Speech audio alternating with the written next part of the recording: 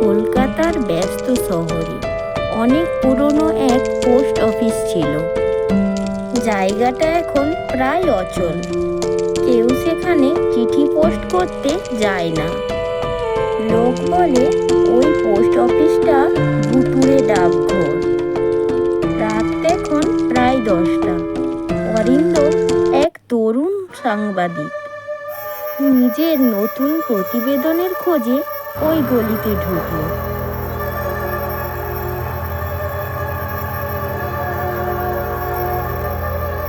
অরিন্দম নিজেই বলে উঠল, এত অন্ধকার, কে আছে এখানে?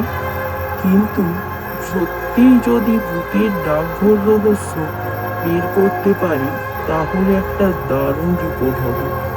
দূরে কোথাও শেয়ালের ডাক। অরিন্দম চলতে চলতে হঠাৎ দাঁড়িয়ে পড়ল।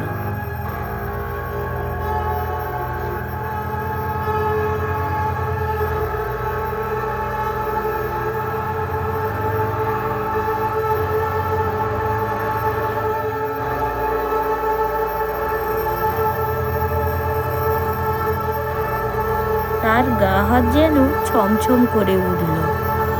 সামনে দেখে ওই বাড়িটা, দরজাটা খোলা ছিল। ভেতরে ঢুকে অরিন্দম অবাক হয়ে গেল। ভেতরে ভাঙাচোরা টেবিল, পুরনো খাতা আর চিঠিপত্র এদিক ওদিক ছড়িয়ে ছিটিয়ে। কিন্তু আশ্চর্য ব্যাপার, একটা বড় লণ্ঠন নিজেই জ্বলছিল। হঠাৎ টেবিলের ওপর রাখা একটি চিঠি নড়ে উঠল। অরিন্দম এবার বলে উঠল, কে আছে? কে নামলো চিঠিটা? বলুন, কেউ আছেন নাকি এখানে? পেছন থেকে একটা ভাঙা কণ্ঠস্বর ভেসে এলো। অজানা কণ্ঠস্বরে বলে উঠল, এখানে মানুষ নয়, রেতেরা চিঠি পাঠায়। তুমি ভুল জায়গায় চলে এসেছো। অরিন্দম পেছনে ঘুরে দেখে একটি পোস্টম্যান দাঁড়িয়ে আছে। অরিন্দম অবাক হয়ে জিজ্ঞাসা করল, আপনি কে? আপনি এখানে কি করছেন এত রাতে? তখন পোস্টম্যানটি বলে উঠল, আমি ছিলাম এই পোস্ট অফিসের পোস্টমাস্টার।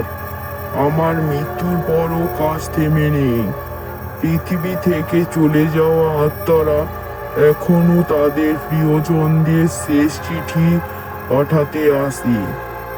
অরিন্দম তখন জিজ্ঞাসা করে উঠল, চিঠি পাঠায়? কিন্তু কিভাবে? তুমি দেখতে চাও? দেখো তাহলে আমার আসল রূপ। হঠাৎ পোস্টমাস্টারটি ভয়ানক ভূতের রূপ নিল। সাথে সাথে ওই ঘরটি আরো অনেক কঙ্কালে ভরে গেল। ওই ভূতগুলি অরিন্দমের দিকে এগিয়ে যেতে লাগলো।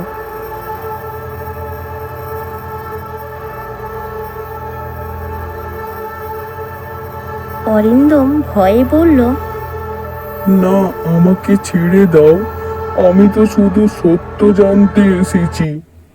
সেই সময় একটি পেতনি বলে উঠল, সত্য জানলে এখান থেকে বেঁচে ফেরা মুশকিল। তোর সাহস কি করে হয় আমাদের পোস্ট অফিসে আসার? এই বলে সবাই আবার অরিন্দমের দিকে এগিয়ে যেতে লাগলো। ঠিক তখনই বৃদ্ধ ভূত চিৎকার করে উঠল, দাঁড়াও তোমরা, ওকে ছেড়ে দাও। জীবিত মানুষদের আমরা আটকে রাখতে পারি না। এই ডাকঘর কেবল মৃতদের। কালো ছায়াগুলি ধীরে ধীরে অন্ধকারে মিলিয়ে গেল। অরিন্দম ছুটতে ছুটতে বাড়ি ফিরে এলো।